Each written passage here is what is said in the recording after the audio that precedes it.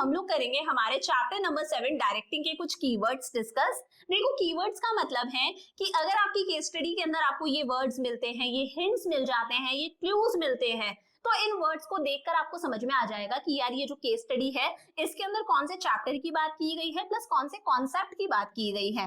देखो main problem business studies में कहाँ है, डायरेक्ट क्वेश्चन तो आराम से सॉल्व कर लेते हो, प्रॉब्लम आती है कि केस स्टडी समझ में नहीं आती। और केस स्टडी क्या समझ में नहीं आता केस स्टडी में, ये समझ में नहीं आता कि कौन से कॉन्सेप्ट की यहाँ पर बात की गई है। तो अगर ये वर्ड्स आपकी केस स्टडी में आते हैं तो इन वर्ड्स को देखकर आपको समझ में आ जाएगा कि हाँ भाई इस चैप्टर की बात की जा रही है, इस पर्टिकुलर कॉन्सेप्ट की यहाँ पर बात की जा रही है। उसके बाद में क्या है, केस स्टडी में नीचे क्या होता है कि इसकी लिमिटेशंस बता दो, इसके फंक्शंस बता दो, इसकी इंपॉर्टेंस बता दो, इसके टाइप्स बता दो, वो आप लोग कर लोगे, फिर वो एक डायरेक्ट क्वेश्चन है। तो शुरू करते हैं। देखो सबसे पहले गिविंग इंस्ट्रक्शंस टू एम्प्लॉइज, अपने एम्प्लॉइज को इंस्ट्रक्शंस देना। इंस्ट्रक्शंस मतलब उन्हें बताना कि उन्हें क्या काम करना है, काम को कैसे करना है, किस बंदे को किसको रिपोर्ट करना है, सारी चीजें। अपने एम्प्लॉइज को मोटिवेट भी करना, मोटिवेट मतलब उन्हें इंस्पायर करना, उनके अंदर एक चाबी भरना ताकि वो इस तरह से काम करे कि उनकी परफॉर्मेंस बहुत ज्यादा इंक्रीज हो, ऑर्गेनाइजेशन के गोल्स जल्दी जल्दी अचीव हो। उन्हें डायरेक्शन देना, डायरेक्शन देना मतलब अगेन उन्हें बताना कि उन्हें क्या काम करना है, काम को कैसे करना है। एम्प्लॉइज को लीड करना, एक जो मैनेजर होता है वो बहुत अच्छा लीडर भी होता है, वो अपने एम्प्लॉइज के बिहेवियर को चेंज करता है। कई बार एम्प्लॉइज किसी डिसीजन के अगेंस्ट चले जाते हैं तो उनके बिहेवियर को मोल्ड करना, वो अगर किसी चीज को रेस्ट्रिक्ट कर रहे हैं तो उन्हें मनाना, तो अपने एम्प्लॉइज को लीड करना। ये जो प्रोसेस है यहाँ से एक्चुअल काम स्टार्ट होता है, एक्चुअल काम इनिशिएट होता है, इससे पहले कोई काम नहीं होता। प्लानिंग होती है, प्लानिंग के बाद में चीजें ऑर्गेनाइज करी जाती हैं, ऑर्गेनाइज करने के बाद में हम लोग स्टाफ हायर करते हैं। बट स्टाफ सिर्फ तभी काम करता है जब स्टाफ को इंस्ट्रक्शंस दिए जाए, जब स्टाफ को डायरेक्शन प्रोवाइड करी जाए। तो एक्चुअली काम यहाँ से स्टार्ट होता है। Study and moulding human behaviour, human behaviour को स्टडी करना, उनके बिहेवियर को मोल्ड करना, उनके बिहेवियर को चेंज करना। अगर किसी एम्प्लॉय का बिहेवियर नेगेटिव है तो उसे पॉजिटिव बनाना, ये सारा काम, इस पूरे प्रोसेस को बोला जाता है डायरेक्टिंग। क्या कहते हैं, डायरेक्टिंग, जो कि है हमारा चैप्टर नंबर 7। तो अगर ऐसे कुछ भी वर्ड्स लिखे हुआ है इस सेंस में, किसी और लैंग्वेज में भी अगर कुछ भी लिखा हुआ है तो समझ जाना कौन से चैप्टर की बात की गई है, डायरेक्टिंग की।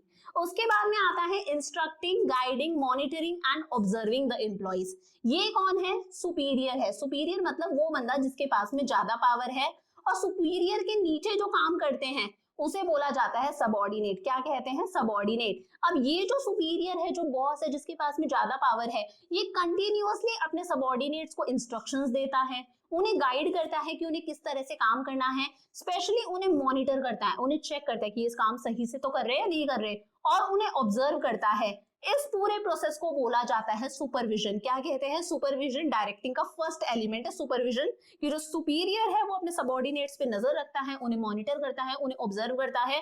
तो ऐसा कुछ भी लिखा हुआ है स्पेशली मॉनिटरिंग और ऑब्जर्विंग, तो समझ आना किसकी बात की गई है, सुपरविजन की। ठीक है, अब सेकेंड एलिमेंट आता है मोटिवेशन। मोटिवेशन कैसे पहचानोगे, एम्प्लॉइज के बिहेवियर को स्टिमुलेट करना, उन्हें इंस्पायर करना, उन्हें इंड्यूस करना, उनके अंदर एक आग जगाना, उन्हें मोटिवेट करना, उनके अंदर चाबी भरना कि भाई वो बहुत ज्यादा अच्छे तरीके से काम करे, उनकी प्रोडक्टिविटी इंक्रीज हो। उन्हें कैसे भी करके एनकरेज करना कि वो ज्यादा से ज्यादा काम करे, अपना बेस्ट दे, ताकि ऑर्गेनाइजेशन के गोल्स को अचीव किया जा सके। इसे बोला जाता है मोटिवेशन। कैसे पहचानोगे, कैसे वर्ड्स आएंगे, स्टिम्युलेटिंग, इंस्पायरिंग, इंड्यूसिंग। अब देखो मोटिवेशन के अंदर एक बहुत इंपॉर्टेंट चीज है, नीड और desire is an important element of motivation. किसी भी बंदे को अगर आपको मोटिवेट करना है ना, तो आपको उसके मन के अंदर एक नीड जगानी पड़ेगी, एक इच्छा जगानी पड़ेगी, एक डिजायर जगानी पड़ेगी, और इसे हम लोग बोलते हैं मैस्लोज नीड हायरार्की थ्योरी। क्या कहते हैं, Maslow's need hierarchy theory. Maslow ji कहते हैं कि किसी भी बंदे को मोटिवेट करने के लिए उसके मन में एक नीड जगाओ, एक डिजायर जगाओ। तो ऐसा कुछ आते ही समझ जाना किसकी बात की गई है, मैस्लोज नीड हायरार्की थ्योरी। अब मैस्लो के अकॉर्डिंग भाई जो नीड्स है उन्हें 5 कैटेगरीज में क्लासिफाई करा है। सबसे पहली कैटेगरी आती है फिजियोलॉजिकल नीड्स। कौन सी need, physiological needs. Basic requirement for survival, भाई बंदे की जो सबसे बेसिक नीड होती है वो क्या होती है कि उसे बेसिक रिक्वायरमेंट्स पूरी कर ले, वो जिंदा रहने के लिए, अपना सर्वाइव करने के लिए बेसिक रिक्वायरमेंट्स उसकी पूरी हो जानी चाहिए। और बेसिक रिक्वायरमेंट्स होती है फूड, क्लोथिंग, शेल्टर। किसी भी बंदे की जो प्राइम, जो बेसिक इच्छा होती है वो क्या होती है कि सर्वाइवल के लिए उसकी बेसिक नीड्स पूरी हो, वो क्या है, रोटी, कपड़ा, मकान। तो ये क्या है, सबसे पहली need, that is physiological need. ठीक है भाई, ये नीड पूरी हो गई। उसके बाद में सेकंड नीड आती है सेफ्टी एंड सिक्योरिटी नीड्स। क्या? Safety and security need. अब बंदे को क्या चाहिए? सिक्योरिटी चाहिए फ्यूचर की, कि आज तो मैं मेरी ये नीड्स पूरी कर पा रहा हूँ फूड, क्लोथिंग और शेल्टर की, कल भी मेरी ये नीड पूरी होनी चाहिए, कल भी मुझे ये सब चीजें मिलनी चाहिए। तो फ्यूचर के बारे में सोचने लगता है, अपना इंश्योरेंस वगैरह करवाने के बारे में सोचने लगता है, और इस तरह की नीड को बोला जाता है सेफ्टी एंड सिक्योरिटी नीड्स। ठीक है भाई, ये भी पूरी हो गई। तो जागती है उसके मन में तीसरी नीड। कौन सी नीड है? Need for love. अब उसे ऑर्गेनाइजेशन के अंदर प्यार चाहिए, अफेक्शन चाहिए, कंपेनियनशिप चाहिए, फ्रेंडशिप चाहिए। उसे चाहिए ऑर्गेनाइजेशन के अंदर उसके यार दोस्तों, उसके भाई हो, उसके फ्रेंड्स बन जाए जो उसके साथ में आपस में गप्पे मारे, गॉसिप करे। इस तरह की नीड को बोला जाता है सोशल नीड्स, या फिर इसे बिलोंगिंग नीड या फिर एफिलिएशन नीड भी बोला जाता है। अब ठीक है भाई, उसके यार दोस्त भी बन गए। अब चौथी तरह की नीड उसके मन में जागती है। अब उसे क्या चाहिए? ऑर्गेनाइजेशन में रिस्पेक्ट चाहिए, प्लस उसे चाहिए रिकॉग्निशन। रिकॉग्निशन मतलब क्या होता है? पहचान। उसे ऑर्गेनाइजेशन में पहचान चाहिए कि सारे के सारे एम्प्लॉइज उसे जाने। अगर उसने कुछ करा है, उसने कुछ बिग अचीव करा है, तो उसे रिवॉर्ड दिया जाए, उसे एनकरेज किया जाए, डेमो बोर्ड पर उसकी फोटो लगाई जाए, उसे कॉन्ग्रेचुलेट किया जाए। सुबह सुबह सारे के सारे एम्प्लॉइज उसे गुड मॉर्निंग बोले, शाम को जाते time good afternoon, good evening बोले। तो उसे रिस्पेक्ट चाहिए, उसे एक रिकॉग्निशन चाहिए। इस तरह की नीड को बोला जाता है एस्टीम नीड्स। क्या कहते हैं? Esteem needs. मन में भी बोलते हैं ना सेल्फ एस्टीम, तो ये क्या है? उसकी एस्टीम नीड्स। और लास्ट नीड जो उसके मन में जागती है वो है reaching the aim of life. अब उसे अपनी लाइफ के मेन मकसद को पूरा करना है, अल्टीमेट एम को उसे पूरा करना है। फॉर एग्जाम्पल, वो बंदा जो है वो किस जॉब पोजीशन के लिए हायर हुआ है? वो एज एन इंजीनियर हायर हुआ है। अब वो चाहता है आज मैं इंजीनियर हूँ इस कंपनी के अंदर, बट उसका गोल है कि मैं इस कंपनी के अंदर मैनेजर बनूं, मैं इस ब्रांच का मैनेजर बनूं। तो जब वो ब्रांच का मैनेजर बन जाएगा तब उसकी कौन सी नीड पूरी हो जाएगी? लास्ट नीड, जिसे बोला जाता है सेल्फ एक्चुअलाइजेशन नीड। क्या कहते हैं? Self actualization need. ये सब कुछ बहुत डिटेल में एक्सप्लेन किया हुआ है मैंने आपको। अगर आपको वीडियो देखनी है तो बिजनेस स्टडीज की प्लेलिस्ट में जाओ, वहां पर सारे चैप्टर सीक्वेंस में अरेंज है, काफी डिटेल्ड वीडियो से बहुत बेनिफिट होगा, वहां से पढ़ लेना। उसके बाद में कीवर्ड्स देखा करो। देखो ठीक है भाई, पांचों नीड्स की बात हो गई, यहां तक समझ में आ गया। हम लोगों ने क्या क्या देख लिया? हम लोगों ने देख लिया कि इस तरह के कोई भी वर्ड्स आए मतलब डायरेक्टिंग की बात की गई है। सुपरविजन समझ में आ गया कि भाई मॉनिटर करना, ऑब्जर्व करना। मोटिवेशन समझ में आ गया, चाबी बनना, इंड्यूस करना, इंस्पायर करना, स्टिमुलेट करना। फिर हम लोगों ने मैस्लो की नीड हायरार्की थ्योरी के अकॉर्डिंग 5 नीड्स भी डिस्कस कर ली। अब बात आती है कि एम्प्लॉय को किस तरह से मोटिवेट किया जाता है। एम्प्लॉय को मोटिवेट करने के बहुत सारे तरीके होते हैं। तो issue of company share to its employees at a price lower than the market price. एक तरीका और है भाई, एम्प्लॉय को बोला जाता है कि आपका ये टारगेट है। फॉर एग्जांपल, टारगेट है कि इस मंथ आपको 500 यूनिट्स प्रोड्यूस करनी है। अगर आपने ये टारगेट पूरा कर दिया तो हम लोग आपको कंपनी के शेयर्स दे देंगे, और ये जो शेयर है ये 100 रुपए का है। इस शेयर की मार्केट प्राइस 100 रुपए की है, बट ये शेयर हम आपको 70 रुपए में ही दे देंगे। तो जब कंपनी अपने इंप्लॉइज को शेयर्स इशू करती है, वो भी eight a price lower than the market price, market price 100 रुपए है और कंपनी इंप्लॉइज को 70 रुपए में इशू कर रही है, तो ये भी मोटिवेट करने का तरीका है, और इसे बोला जाता है को पार्टनरशिप। क्या कहते हैं? को पार्टनरशिप। अभी कल परसों ही किसी बच्चे ने मुझसे कॉमेंट्स में पूछा था, मैम को पार्टनरशिप क्या होता है? तो अगर वो बच्चा इस वीडियो को देख रहा है तो बेटा ये होता है को पार्टनरशिप। इसे स्टॉक ऑप्शन भी बोला जाता है। Special benefits like medical facility. जब एम्प्लॉय को मोटिवेट करने के लिए उसे स्पेशल बेनिफिट्स दिए जाएं, उसे मेडिकल फैसिलिटी दी जाए, फ्री एजुकेशन भी दी जाए उसके बच्चों को, उसे हाउसिंग फैसिलिटी मिले, रहने के लिए अपार्टमेंट्स मिल जाए, घर मिल जाए, क्वार्टर मिल जाए, गाड़ी भी दी जाए। तो जब यहाँ पर हम लोग उसको डायरेक्टली मनी नहीं दे रहे, बट मनी की फॉर्म में ही हम लोग उसको दूसरी चीजें दे रहे हो, जिसके बच्चों की फ्री एजुकेशन, उसके बच्चों की हॉस्टल की फीस दे दी, मेडिकल फैसिलिटी दे दी, पैट दे दिया उसको, डॉगी दे दिया, कार दे दी, रहने के लिए घर दे दिया। इन सबको बोलते हैं या तो पर्क्स, या फिर फ्रिंज बेनिफिट्स, या फिर परक्विसाइड्स। क्या कहते हैं? पर्क्स, फ्रिंज बेनिफिट्स या फिर परक्विसाइड्स। याद रखना ये सब क्या है? मोटिवेट करने के तरीके हैं। Reward for good suggestion. अगर किसी एम्प्लॉय ने बहुत अच्छा सजेशन दिया है तो उसके लिए उसे रिवॉर्ड देना। Display on notice board. हम लोग नोटिस बोर्ड पर भी डिस्प्ले कर सकते हैं कि ये सजेशन इस बंदे ने दिया था, या फिर इस बंदे ने ये टारगेट अचीव कर लिया, ये एम्प्लॉय ऑफ द ईयर है, ये हमारे ऑर्गेनाइजेशन का राइजिंग स्टार है। उस एम्प्लॉय को कॉन्ग्रेचुलेट करना, स्पेशल रिगार्ड देना, उसे रिस्पेक्ट देना, उसे अवार्ड देना, उसे सर्टिफिकेट देना।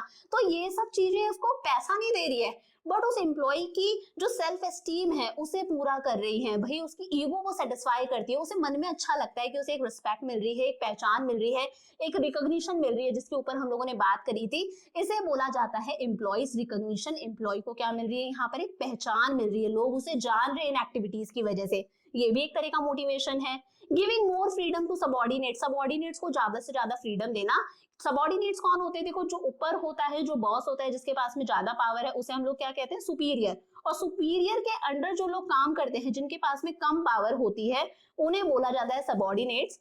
सबऑर्डिनेट्स को ज्यादा से ज्यादा फ्रीडम देना, ज्यादा से ज्यादा उन्हें पावर देना कि वो लोग अपने लेवल पर डिसीजंस ले सके, अपना सजेशंस रख सके, अपने ओपिनियंस वो लोग फ्रीली दे सकें, इसे बोला जाता है एम्प्लॉय एम्पावरमेंट या फिर ऑटोनॉमी। क्या कहते हैं, एम्प्लॉय एम्पावरमेंट या फिर ऑटोनॉमी। ये भी बहुत अच्छा तरीका है एम्प्लॉयज को मोटिवेट करने का। एम्प्लॉयज खुश होते हैं कि यार हमें फ्रीडम मिल रही है, हमारे डिसीजंस की यहाँ पर वैल्यू होती है, तो ये क्या है, एम्प्लॉय एम्पावरमेंट या फिर ऑटोनॉमी।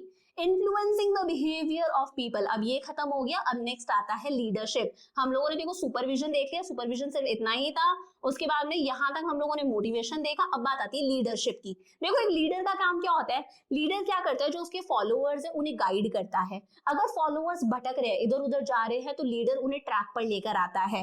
अगर कुछ काम अच्छा हो रहा है बट जो फॉलोअर्स है वो उस काम के अगेंस्ट है, वो उस डिसीजन को रिस्ट्रिक्ट कर रहे हैं, नहीं यार हम तो नहीं चाहते ऐसा हो। फॉर एग्जाम्पल मैनेजर, मैनेजर क्या है, एक अच्छा लीडर होता है। मैनेजर कहता है हम सारी चीजों को कंप्यूटराइज करना चाहते हैं, डिजिटल करना चाहते हैं, बट जो फॉलोअर्स हैं यानी कि जो एम्प्लॉइज हैं वो बोलते हैं नहीं हम तो कंप्यूटर पे काम नहीं करेंगे, तो हम तो मैनुअली ही करेंगे।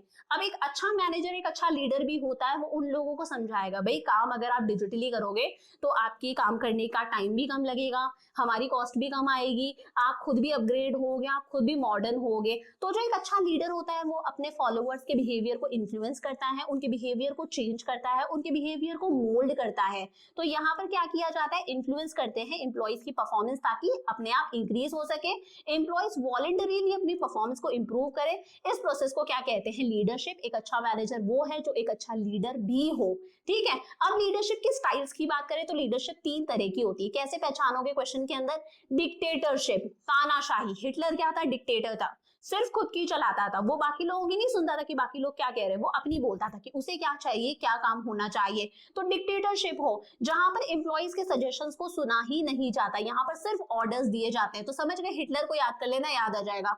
इस तरह की लीडरशिप को बोलते हैं ऑटोक्रेटिक लीडरशिप। क्या कहते हैं, ऑटोक्रेटिक लीडरशिप। दूसरा नाम है अथॉरिटेटिव लीडरशिप। क्या कहते हैं, अथॉरिटेटिव लीडरशिप। नेक्स्ट आती है टेकिंग सजेशंस फ्रॉम एम्प्लॉइज। यहाँ पर जो लीडर है वो एम्प्लॉइज के सजेशंस लेता है, उनके सजेशंस को वेलकम करता है। यहाँ पर टू वे कम्युनिकेशन होता है, लीडर भी अपनी बात रख रहा है और साथ में जो सबऑर्डिनेट्स हैं, जो फॉलोअर्स हैं, जो एम्प्लॉइज हैं, वो भी अपनी बात रख रहे हैं। तो टू वे कम्युनिकेशन है। Leader follows the opinion of majority. जो लीडर है वो सबसे पूछ रहा है, सारे सबऑर्डिनेट से पूछता है और मेजॉरिटी के हिसाब से डिसीजन लेता है। तो डेमोक्रेसी है या नहीं है यहाँ पर, तो इसे बोलते हैं डेमोक्रेटिक लीडरशिप या फिर पार्टिसिपेटिव लीडरशिप, क्योंकि यहाँ पर सबऑर्डिनेट्स का भी पार्टिसिपेशन है। और लास्ट आता है कंप्लीट डेलीगेशन ऑफ अथॉरिटी। यहाँ पर जो सुपीरियर होता है ना, जो ऊपर है, वो सारी की सारी पावर किसको दे देता है, अपने सबऑर्डिनेट्स को दे देता है। वो अपने पास में कोई पावर ही नहीं रखता, वो आराम से रेस्ट करता है, सबऑर्डिनेट्स खुद कर लेंगे सारा काम। तो यहाँ पर वो पूरी की पूरी अथॉरिटी, पूरी की पूरी पावर को क्या कर देता है, डेलीगेट कर लेता है, ट्रांसफर कर देता है अपने सबऑर्डिनेट्स को। वो इंटरफेयर ही नहीं करता, लीडर अपने पास में पावर ही नहीं रखता, सारे डिसीजंस कौन लेते हैं, सबऑर्डिनेट्स लेते हैं। इस तरह की लीडरशिप को बोलते हैं फ्री रेन लीडरशिप और दूसरा नाम है लेजर फेयर लीडरशिप। यहां तक समझ में आ गया। फिर आता है हमारा चौथा एलिमेंट डायरेक्टिंग का, दैट इज कम्युनिकेशन। जब आइडियाज, व्यूज, इंफॉर्मेशन और मैसेजेस का एक्सचेंज हो, आपस में हम लोग व्यूज एक्सचेंज कर रहे हैं, आइडियाज एक्सचेंज कर रहे हैं, हमारे इमोशंस एक्सचेंज कर रहे हैं, इंफॉर्मेशन एक्सचेंज कर रहे हैं ऑर्गेनाइजेशन के अंदर, इसे हम लोग क्या कहते हैं, कम्युनिकेशन। अब जब ऑफिशियल मैटर्स को डिस्कस करा जाए कि कौन पर्सन को क्या काम करना है, हमारा क्या टारगेट है, क्या हमारे ऑब्जेक्टिव्स है, क्या रूल्स है, क्या रेगुलेशंस है, क्या पॉलिसीज है, कौन बंदा किसको रिपोर्ट करेगा, जब ऑफिशियल बातें, जो ऑफिशियल इंफॉर्मेशन है उसका एक्सचेंज होता है। यहाँ पर एक्सचेंज कैसे होता है, एक सिस्टमैटिक वे में होता है, एक हायरार्की फॉलो होती है, एक स्कालर चेन फॉलो होती है कि ए इंफॉर्मेशन बी को देगा, बी इंफॉर्मेशन सी को देगा, सी इंफॉर्मेशन डी को देगा। तो स्केलर चेन यहाँ पर फॉलो होती है। इस तरह के कम्युनिकेशन को कहते हैं फॉर्मल कम्युनिकेशन। क्या कहते हैं, फॉर्मल कम्युनिकेशन, वही जब ऑर्गेनाइजेशन के अंदर सारे के सारे आपस में यार दोस्त बन जाते हैं, कोई भी किसी से भी बातें कर लेता है, बेसिकली यहाँ पर नॉन ऑफिशियल बातें होती है, फ्रेंडली टॉक्स होती है कि यार किसका क्या चल रहा है, आज कौन कहाँ जाएगा, आज कौन पार्टी देगा, इस तरह की बातें होती है, फ्रेंडली टॉक, सोशल इंटरेक्शन, कोई भी ऑफिशियल बात नहीं होती, स्कालर चेन भी फॉलो नहीं होती, डी जाके कभी भी ए से बात कर सकता है, सी जाके कभी भी ए से बात कर सकता है, बी आके कभी भी डी से बात कर सकता है, तो कोई भी यहाँ पर किसी से भी इंटरेक्ट कर सकता है, यहाँ पर पता ही नहीं है एक्चुअली इंफॉर्मेशन कहाँ से आ रही है, और यहाँ पर अफवाहें बहुत जल्दी उड़ती हैं, रूमर्स बहुत जल्दी फैलते हैं, इस तरह के कम्युनिकेशन को कहते हैं इनफॉर्मल कम्युनिकेशन। क्या कहते हैं? Informal communication. अब एक छोटा सा टॉपिक और कि कम्युनिकेशन में कौन कौन से बैरियर्स आते हैं। बैरियर्स मतलब बाधाएं, बाधाएं मतलब रुकावटें, मतलब ये समझ लो ये कौन कौन से ऑब्स्टेकल्स है, कौन कौन सी बाधाएं हैं, इनकी वजह से हमारा जो कम्युनिकेशन है वो खराब हो जाता है, इफेक्ट होता है। Understanding the same words and sentences differently by different individuals. A बंदे ने कोई और बात बोली और उसी के सेम वर्ड्स, सेम सेंटेंसेस को बी ने कुछ अलग तरह से समझ लिया। ए कुछ और कहना चाहता था बट बी ने उसका कुछ और ही मीनिंग निकाल लिया। तो जब एक बंदा दूसरे बंदे के सेम वर्ड, सेम सेंटेंसेस को गलत समझ ले, उनका अलग मीनिंग निकाल ले, इस तरह की रुकावट को बोला जाता है सिमेंटिक बैरियर्स। क्या कहते हैं? Semantic barriers. Workers not understanding the language used by manager. इसी का एक एग्जांपल दे रही हूँ, जो वर्कर्स हैं वो मैनेजर की भाषा को नहीं समझ पा रहे। भाई जो मैनेजर है वो अंग्रेजी बोल रहा है और मान लो वर्कर्स को उसकी इंग्लिश समझ में नहीं आ रही, तो इस तरह के बैरियर को बोलते हैं सिमेंटिक बैरियर। और सिमेंटिक बैरियर के अंदर ही एक टाइप है जिसे बोला जाता है फॉल्टी ट्रांसलेशंस। क्या कहते हैं? Faulty translations. तो ये ऊपर वाले का एक एग्जांपल हो गया कि सेम वर्ड्स और सेंटेंसेस को सामने वाला समझ नहीं पा रहा या फिर गलत तरीके से समझ ले। Workers not able to understand the technical words used by specialized experts. जब वर्कर्स किससे बात कर रहे होते हैं? स्पेशलाइज्ड एक्सपर्ट से बात कर रहे होते हैं। फॉर एग्जांपल किसी टेक्निकल एक्सपर्ट से बात कर रहे हैं और ये जो टेक्निकल एक्सपर्ट है ये कुछ अपनी ही टेक्निकल भाषा, टेक्निकल वर्ड्स यूज कर रहा है। फॉर एग्जांपल इकोनॉमिक्स में भी हम लोग बहुत सारे टेक्निकल वर्ड्स यूज करते हैं और जब कंप्यूटर की एजुकेशन लेते हैं तब भी वहां पर बहुत सारे टेक्निकल टर्म्स आती हैं। तो जो स्पेशलाइज्ड एक्सपर्ट है वो टेक्निकल वर्ड्स को यूज कर रहा है और ये वर्कर उसकी भाषा को समझ ही नहीं पा रहा। ये भी एक तरह का सिमेंटिक बैरियर है जिसे बोला जाता है टेक्निकल जैगॉन। क्या कहते हैं? Technical जैगॉन। When state of mind of the parties communicating act as a barrier, ये अलग तरह का बैरियर है। जब जो पार्टीज आपस में बात कर रही है, ये बंदा किससे बात कर रहा है? इस बंदे से बात कर रहा है। तो जो पार्टीज आपस में बात कर रही हैं उनका स्टेट ऑफ माइंड, मान लो कोई एक बंदा गुस्से के अंदर है, बहुत ज्यादा इसे गुस्सा आ रहा है, घर से परेशान होकर आया है, तो ये जो बंदा है जो परेशान है वो इसकी बात को तरीके से समझ नहीं पाएगा, इसकी बात का गलत मीनिंग भी निकाल सकता है ये, या फिर हो सकता है पूरी बात सुने ही नहीं, पूरी बात सुनने से पहले कुछ ना कुछ कंक्लूजन निकाल ले, इसका ध्यान ही नहीं है इसकी बातों के अंदर। तो जो पार्टीज आपस में कम्युनिकेट कर रही हैं उनकी स्टेट ऑफ माइंड ही कुछ गलत है, कुछ और उनके दिमाग में चल रहा है। स्टेट ऑफ माइंड जब कम्युनिकेशन को इफेक्ट करती है, इस तरह की रुकावट को बोला जाता है साइकोलॉजिकल बैरियर। क्या कहते हैं? Psychological barrier. और कई बार ऐसा होता है ऑर्गेनाइजेशन की खुद की पॉलिसी, खुद के रूल्स और रेगुलेशंस ही रुकावट बन जाते हैं। ऑर्गेनाइजेशन के खुद के रूल्स रेगुलेशंस हैं कि कोई भी आपस में पर्सनल बातें नहीं करेगा, कोई भी ज्यादा बात नहीं करेगा, बस काम पर फोकस करो। तो यहाँ पर फ्रेंडली रिलेशन नहीं बन पाएंगे, लोग आपस में कम्युनिकेट नहीं कर पाएंगे, इन्फॉर्मेशन का फ्लो जो है वो फास्ट नहीं हो पाएगा, बहुत ही स्लो होगा, क्योंकि लोग आपस में बात करने में हेजिटेट करते हैं, क्योंकि ऑर्गेनाइजेशन के रूल्स ही ऐसे कि कोई किसी से बात नहीं कर सकता।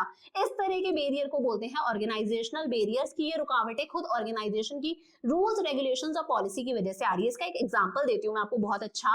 इसका एग्जांपल हो सकता है कि ऑर्गेनाइजेशन का रूल है कि भाई सारे के सारे इंग्लिश में ही कम्युनिकेट करेंगे, जो कॉलीग्स हैं वो आपस में इंग्लिश में ही बात करेंगे, कोई हिंदी में बात नहीं कर सकता या फिर अपनी लोकल लैंग्वेज में बात नहीं कर सकता। तो इसका क्या असर होगा? जो बंदा इंग्लिश में परफेक्ट नहीं है, जिसके मन में हेजिटेशन है कि यार मैं अगर कुछ इंग्लिश में बोलूंगा और सामने वाले को समझ में नहीं आया तो, या फिर मैं बोलते बोलते मेरी टंग अगर काम नहीं करेगी तो सही से, कई बार होता है ना हम लोग अटक जाते हैं, तो अगर बंदा हेजिटेट कर रहा है तो वो अपने ओपिनियंस को एक्सप्रेस नहीं कर पाएगा, अपने व्यूज को एक्सप्रेस नहीं कर पाएगा, वो अपने सजेशंस नहीं दे पाएगा।